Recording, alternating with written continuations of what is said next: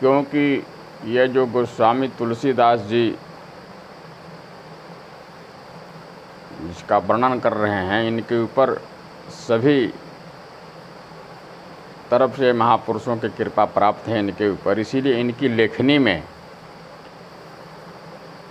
जो है वो बहुत सा अर्थ, बहुत से भाव, बहुत से प्रेम, स्नेह, उपदेश जो छिपा हुआ है, ये उन्हीं लोगों को आभास होता है जो लोग इसका मनन चिंतन, और मनन चिंतन के अलावा उन्हीं के ऊपर भी प्रभु की कृपा प्राप्त हो तो दर्शन होता है, तो उसका आभास होता है, उनमें वो भाव दिखते हैं। और जिनके ऊपर कृपा नहीं हो, केवल अक्षर अक्षर मात्र ही उनको दिखता है, काला अक्षर भैंस बराबर, क्योंकि सारे अक्षर जो है वो तो काले काले ही हैं शास्त्रों में। तो कहें तो काला काला पतना सफ़ेद कागज़ के ऊपर काला काला लिखा हुआ है, ऐसे ही दिखेंगे अक्षर ही अक्षर। लेकिन अक्षरों में है क्या, वो क्या रहस्य छिपा हुआ है, वो तो गुरु कृपा से ही, प्रभु कृपा से ही, संतों के सानिध्य में जो लोग जिन्होंने जीवन व्यतीत किया है, गुरु शरण में आ करके जिन्होंने जीवन व्यतीत किया है, उन्हीं को आश्रय और वह प्राप्त होता है। अब देखिए इसमें जो वंदे बोधमयम नित्यम गुरुम शंकर रूपिणम यमाश्रितो ही बक्रोपी चंद्र सर्वत्र बंदते, इसमें अलग अलग विशेषण है। जैसे बोधमयम, नित्य और गुरु, ये तीन जो विशेषण हैं, और भगवान शंकर की तो व्याख्या वो कर ही चुके हैं। जानते हैं तीन गुरु हैं गोस्वामी तुलसीदास जी महाराज के, इसीलिए वो तीन स्वरूपों में वर्णन कर रहे हैं। क्या समझे, वो अपना आशय भी इसी स्वरूप, इसी शब्दों में डाल करके बता रहे हैं कि हमारे कितने हैं, तीन गुरु। तीन गुरु कैसे, जैसे एक तो प्रभु का जो चरित्र है यही उनका गुरु है, समझे ना। प्रभु का जो चरित्र है, प्रभु की जो चर्चा है, ये कभी भी इनको भटकने नहीं देता। जब तक आप प्रभु के चर्चा करते रहेंगे, तब तक आप जो किसी भी कलुषित या अमंगलमयी चीज़ों से आपका बचाव बना रहेगा, आप उसमें भटकेंगे नहीं, आप उसमें पड़ेंगे नहीं। तो सबसे बड़ी जो चीज़ है वो रामचरित्र मानस जो है, यही एक तो गुरु यही हैं, और दूसरे शिव जी है ही हैं, और तीसरे उनके जो गुरु जी हैं वो नरहरियानंद जी महाराज हैं।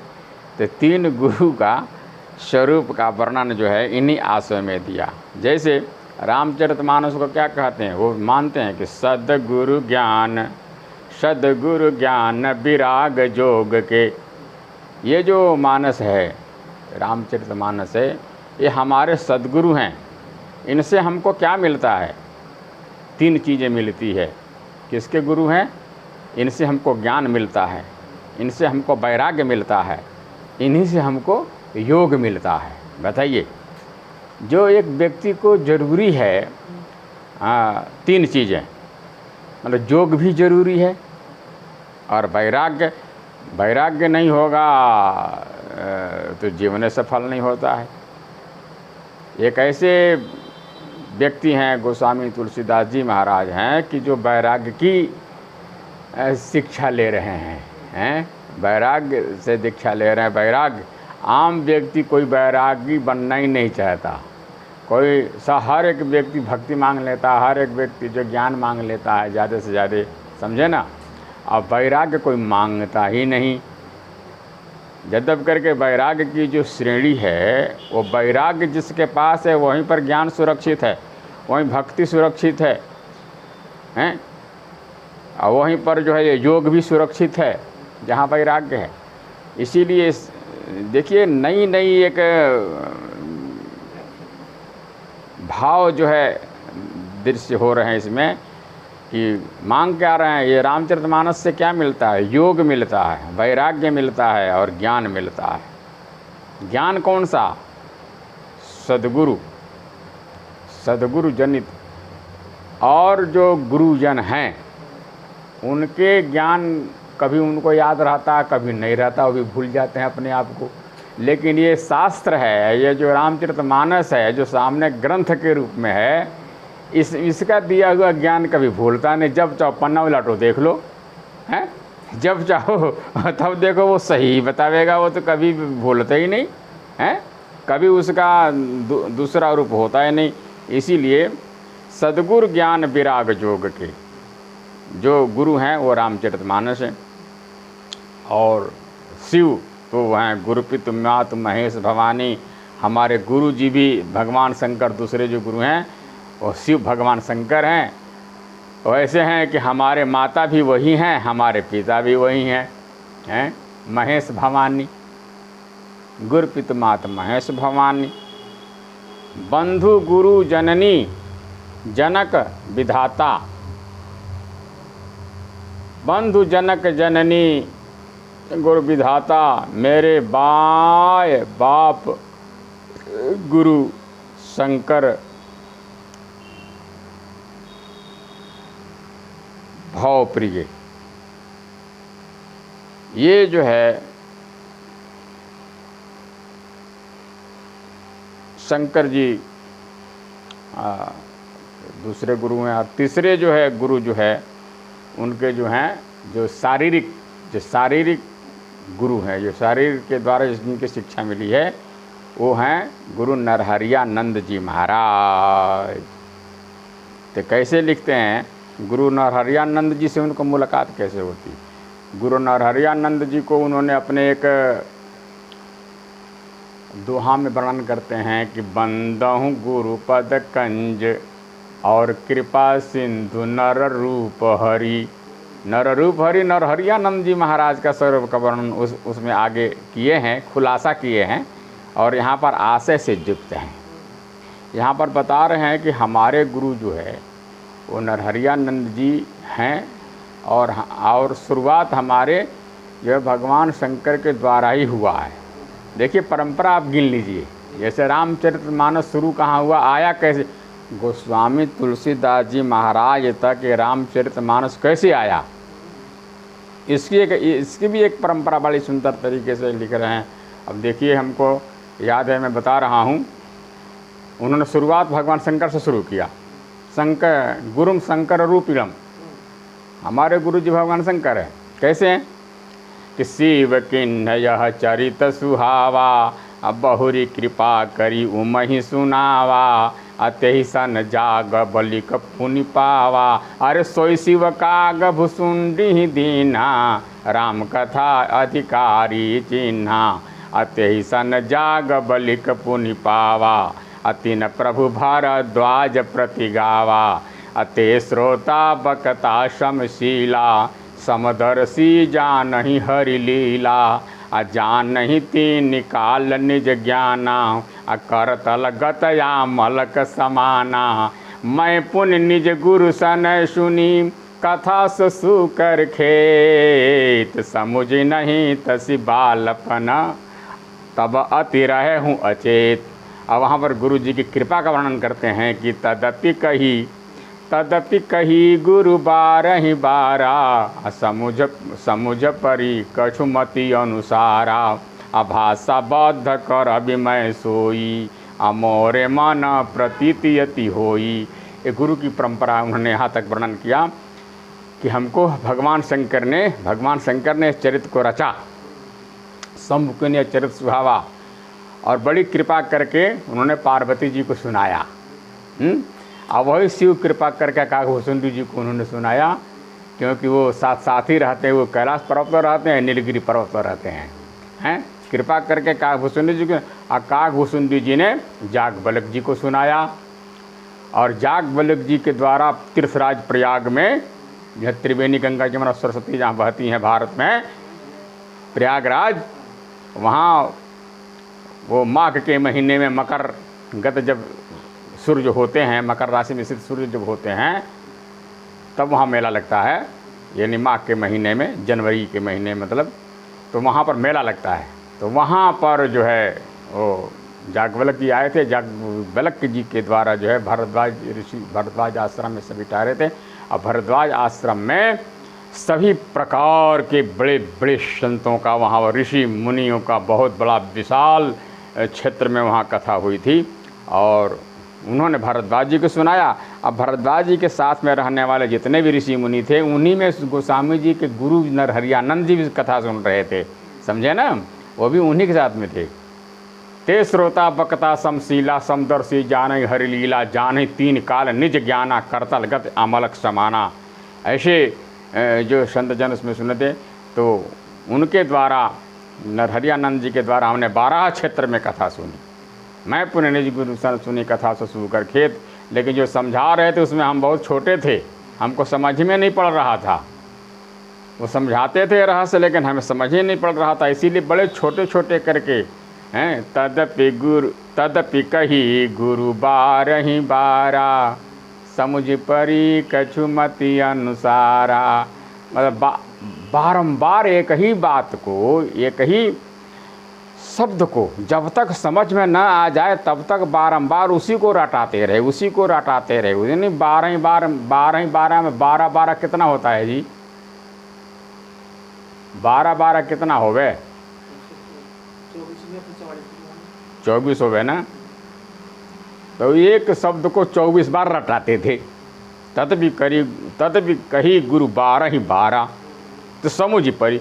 जब एक ही शब्द को जब देखिए, इस ग्रंथ में गोस्वामी जी गुरु के द्वारा कैसे पढ़ाया जाए शिष्यों को, ये भी जो है उसमें एक पढ़ाने का ढंग, पढ़ाने की शिक्षा, पढ़ाने का दृश्य इसमें बताया गया है कि ऐसे छोटे नासमझ जैसे बच्चे हैं उनको डांटो मारो मत, उनको बड़े प्यार से एक ही शब्द को बारंबार रटाते रहने से उसके मन मस्तिष्क में वो बात उतर ही जाती है, ठीक है ना। तो ये जो बड़ी सुंदर परंपरा जनत जो है उन्होंने अपनी दर्शाए हैं, इसीलिए वो कहते हैं कि हमारे 3 गुरु हैं, इसलिए हमने इनको प्राप्त किया है। और इसीलिए वंदे बोधमयम नित्यम गुरुम शंकर रूपम, बहुत बड़े बड़े भाव हैं। अब बड़े उनके जीवन से सटे हुए जीवन का जो अनुभव है वही गोस्वामी जी बता रहे हैं। कोई ग्रंथों में लिखित हुई चीज़ें, अच्छा इतिहास में उठा पटक जो लिखा है वही स्वयं पढ़ करके स्वयं नहीं सुना रहे हैं, वो तो हो गया पुराना पानी, है ना। लेकिन ये जो अपने अनुभव की जो है, उनको जो अनुभव हुआ है उस अनुभव की कथा गोस्वामी जी कर रहे हैं, बता रहे हैं अपने अनुभव की बात सब इसके अंदर में।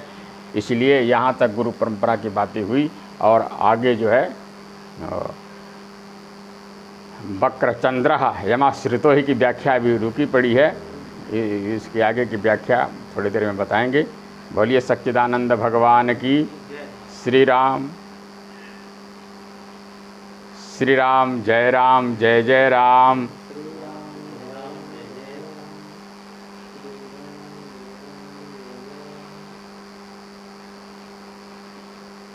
देखो कोई आए हो तो बताओ, पूछो, बढ़ते हैं। तो ये जो है जो श्लोक है वो 2 चरणों में पूर्ति हो रहा है।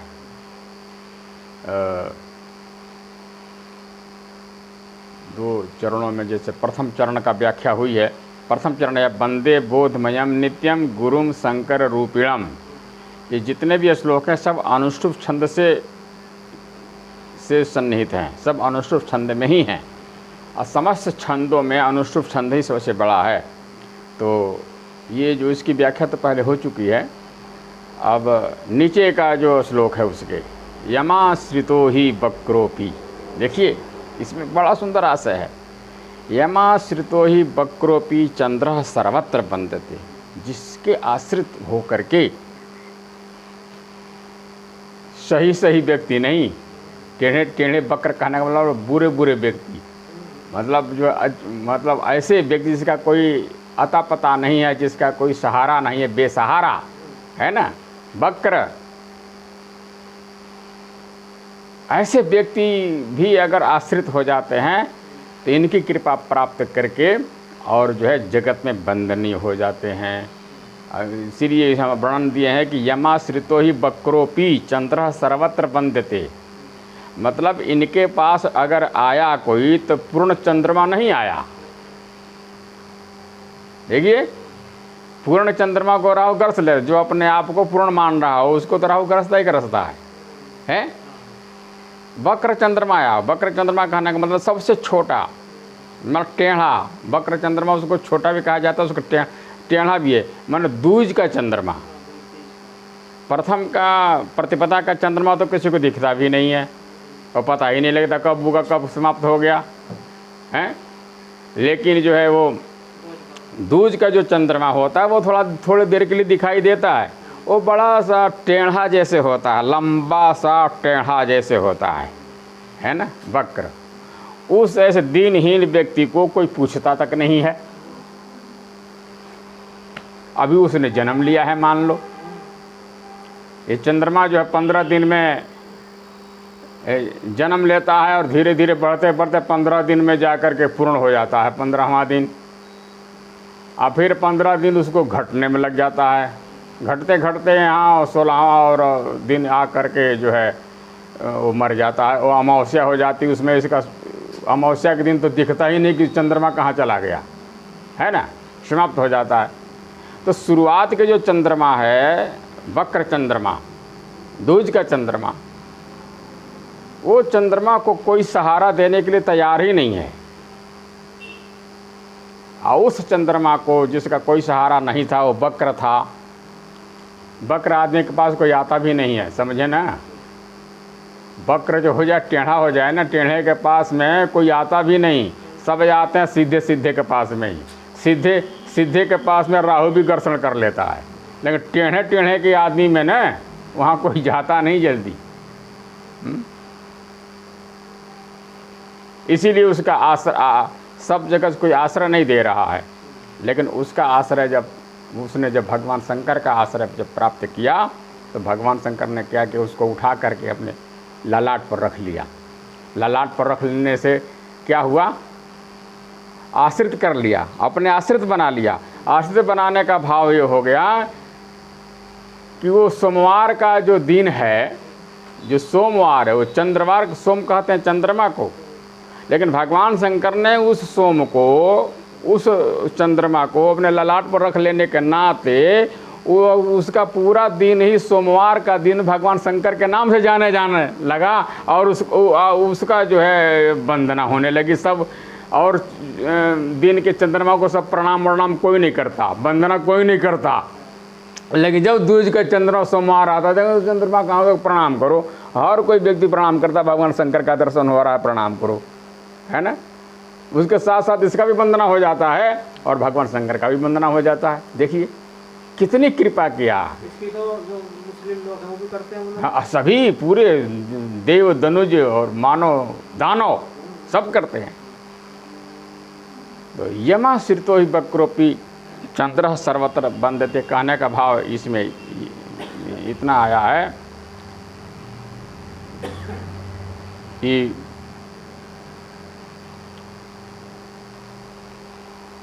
जो दिनहीन हुए और गुरु के शरण में गए, है ना, पहले कुछ आता जाता नहीं था, कोई पूछता उछता नहीं था, लेकिन जब गुरु शरण जाने के बाद, मैंने शरण में जाने के बाद, यमाश्रित होने के बाद में जो है उनका जीवन दिनों प्रतिदिन दुगुना तिनगुना धीरे धीरे अग्रसर बढ़ता ही चला जाता है। अमंगल को छांटते हुए, दुर्गुणों को हटाते हुए, दुर्गुणों से रहित जीवन सद्गुण में बनता चला जाता है, मंगल में बनता चला जाता है। जैसे इसी की कथा तो है पूरा।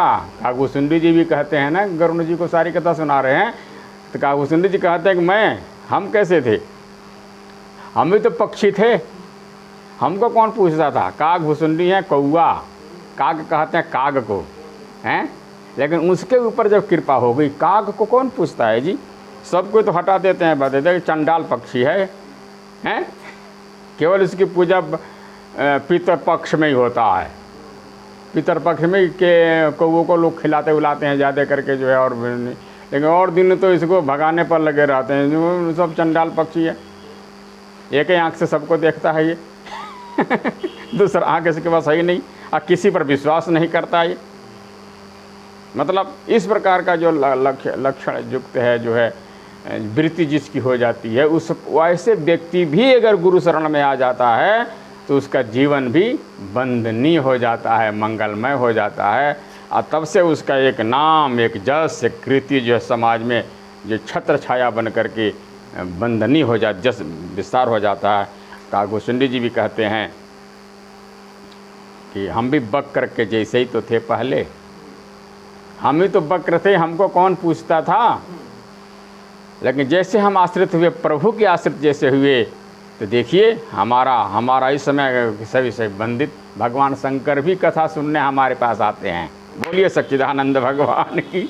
हैं रघुपति चरण उपासक जेते, खग मृग सुर नर असुर समेते। रघुपति चरण उपासक जेते, खग मृग सुर नर असुर समेते।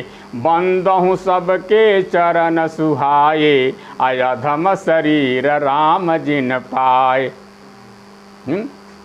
और सब वंदनीय हूँ, जो भी जुड़ा प्रभु से, जो भी आश्रय लिया प्रभु, चाहे खग हो, चाहे मृग हो, चाहे कोई भी व्यक्ति हो, नर हो, वो सब वंदनीय हुए। इस प्रकार से जो है गोस्वामी तुलसीदास जी महाराज यह बड़ी सुंदर व्याख्या करते हैं और अपने आप को एक स्थिति पर रखते हैं। दूसरी बात यह है, यहाँ ध्यान देने योग्य ये है, जानते क्या ध्यान देने योग्य है? सबसे पहले अगर हम वंदना करते हैं तो गुरु की वंदना सबसे पहले करते हैं।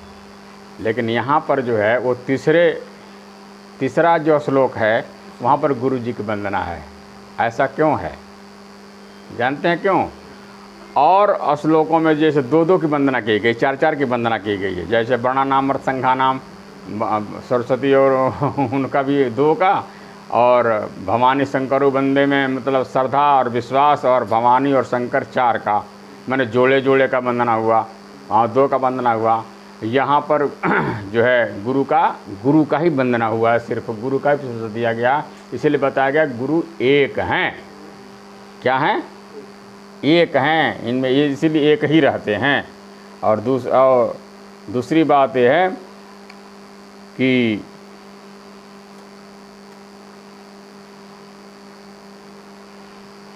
गुरु एक हैं, इसीलिए इनके श्लोकों में, तीसरे श्लोक में केवल गुरु जी की वंदना की गई है। और इनके आगे भी पीछे भी डबल वंदना है। इनके पीछे भी जो श्लोक आगे आएगा उसमें 2 आदमियों की वंदना है, हनुमान जी का और वाल्मीकि जी का। एक ही श्लोक में वर्णन आएगा, मिलेगा। उसके आगे सीता जी का और राम जी का वर्णन आएगा, मान लीजिए। तो इसके नीचे भी 2 डबल हैं, ऊपर भी डबल हैं, बीच में ये हैं। तो बीच में कौन होता है? गुरु। बीच में जो है गुरु होते हैं। तो इसीलिए मध्य में गुरु महाराज सुशोभित हो रहे हैं, इसीलिए उन्होंने अपने गुरु महाराज को मध्य में सुशोभित किया।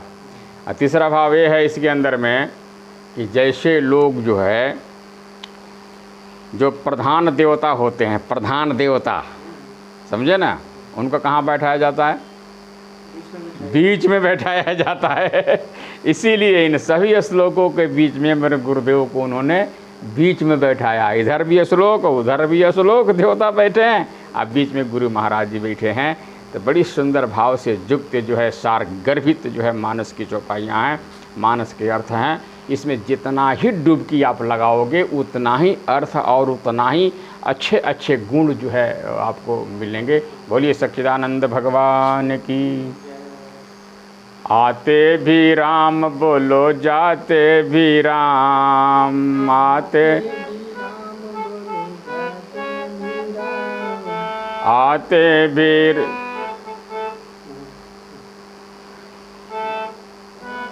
आते भी राम बोलो, जाते भी राम।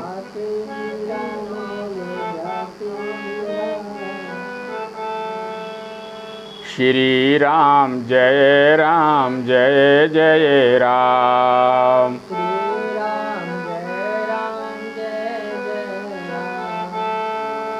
श्री राम जय राम, जय जय राम।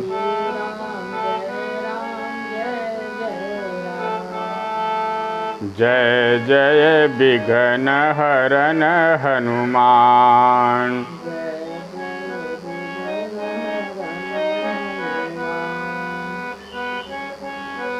श्री सद्गुरुदेव भगवान की जय। आज इतना ही।